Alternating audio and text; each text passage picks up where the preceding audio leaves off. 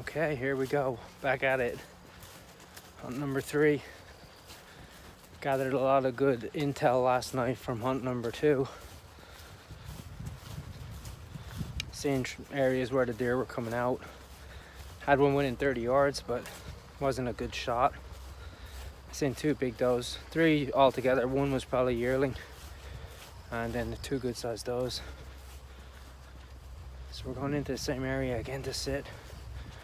Don't have time to move a stand, not yet. I might sit on the ground. I'm undecided as of yet. I might do it, and I have another stand in the corner down here. And the deer may have passed that stand too, but I have to be very careful of the wind. The wind is crossing this way, so if they're bedded in this corn here, they may wind me, so I've got to be really careful. But it's time to get ready, get set up, and go see what we see. Well, hunt number 3 is off to deer sighting start. On top of the hill there. See 3 of them. They're eating that clover. They're quite a distance from me though. They're down closer towards my other stand. I see 3, I don't see any bucks though, they're all does. You can just see them outlining on top of the hill there. Alright, let's sit tight. See if we see any more.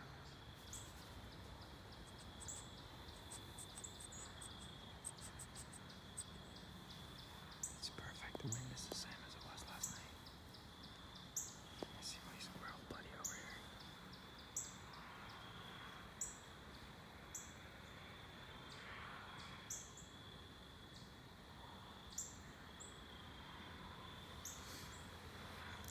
Yesterday, this deer come out like a corner over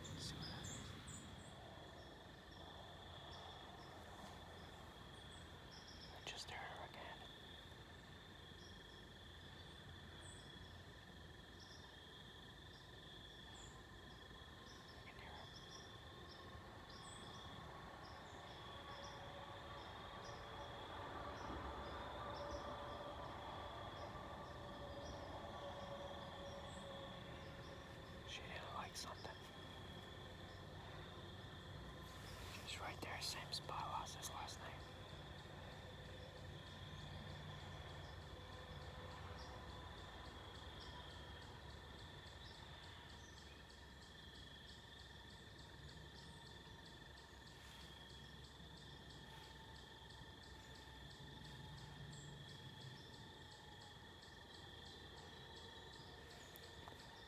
Their noses are tough to beat. I still don't know how she smelled me, or if she smelled something else, because the wind isn't, she's over this way, and the wind is coming from her to me.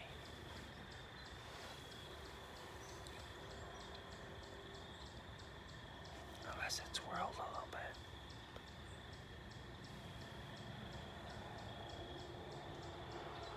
I think after that I'm not going to see any more deer tonight.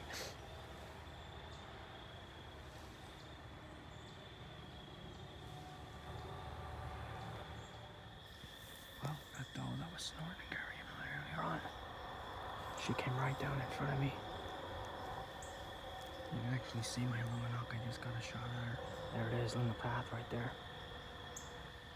There's at 35 yards.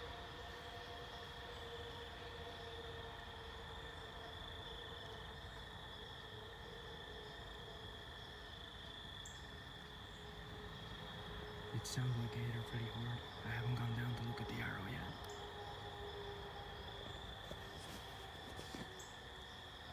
You can see my Luminok glowing there. Oh, I hope I made a good hit. Well, I just got a shot at a doe. A big doe. I see my arrow in the path. It sure sounded like it hit her hard. I haven't checked the arrow yet, so I'm hoping I made a good shot.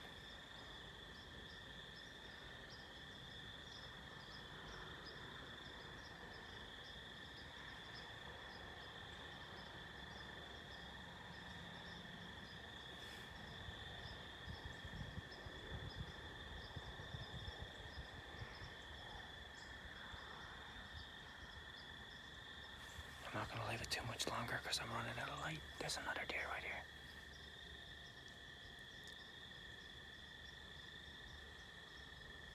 There's another deer right in front of me. There was two of them together. I think that's the second deer.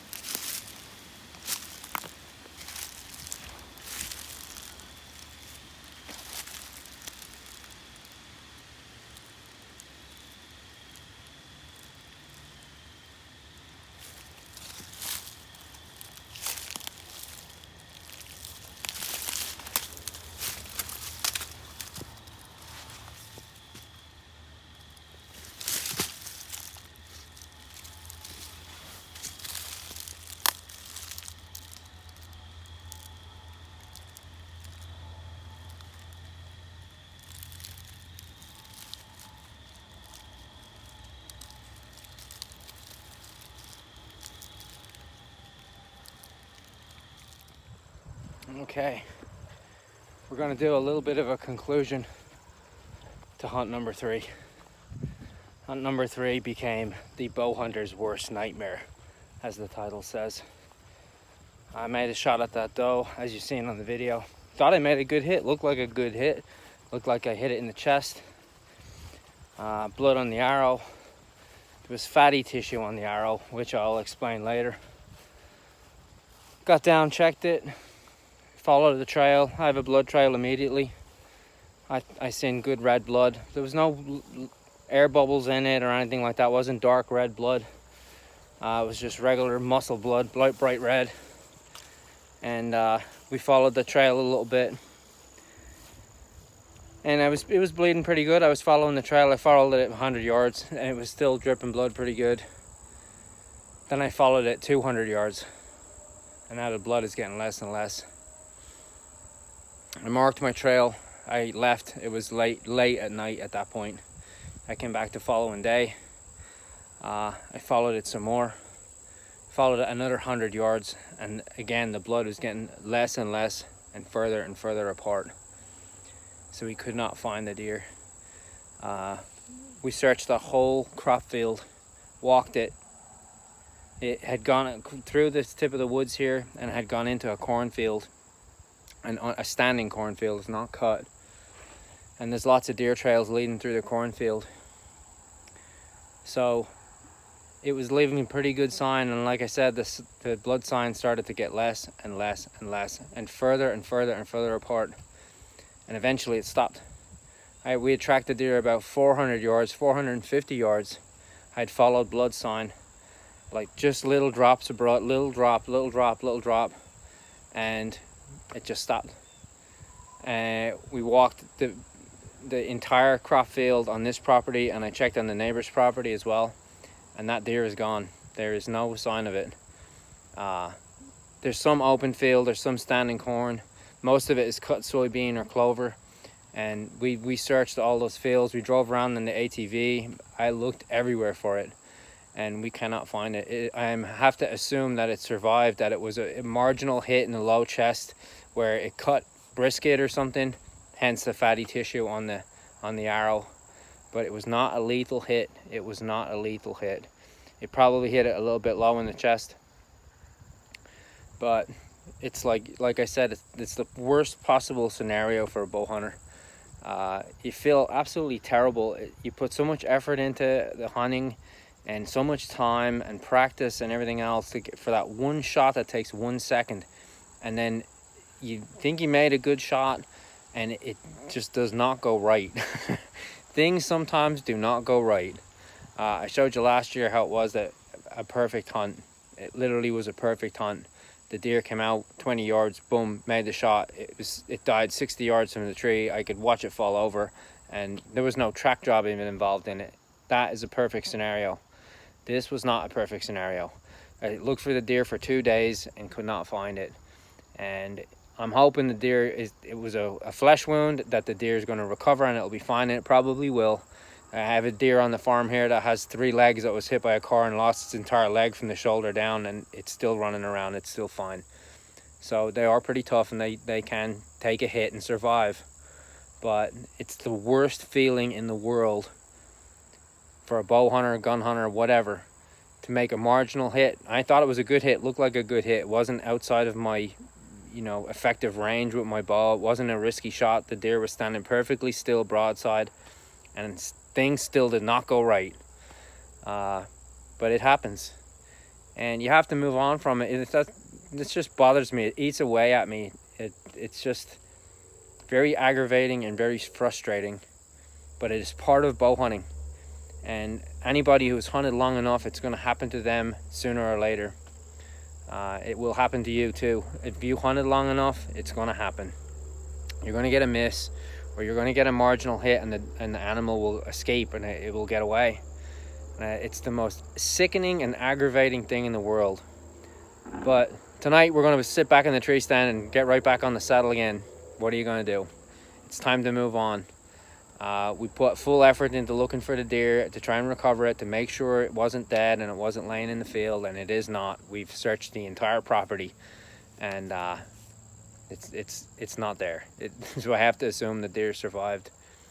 So like I said, sometimes things just don't go right, but that's just going to make me practice even more, and practice harder and practice longer. That's what it's going to do. It's just going to motivate me to be better. Things happen, you just have to deal with it.